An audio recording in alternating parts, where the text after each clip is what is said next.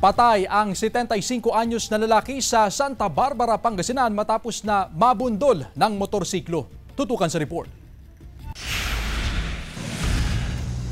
Nagdadalamhati si Aling Susan sa pagpanaw ng kanyang asawa na si Gabriel Ballesteros, 75 anyos, residente ng Maningding, Santa Barbara, Pangasinan. Bandang alas 6 ng gabi noong Lunes, patawid daw mula sa kanilang bahay ang biktima nang mabundol ito ng motorsiklo. Tatawid sana nga po. Hindi siguro napansin yung motor o kaya yung motor mabilis tumakbo. Talagang hindi naman sinadya yun. Walang may gustong sadyain yung aksidente.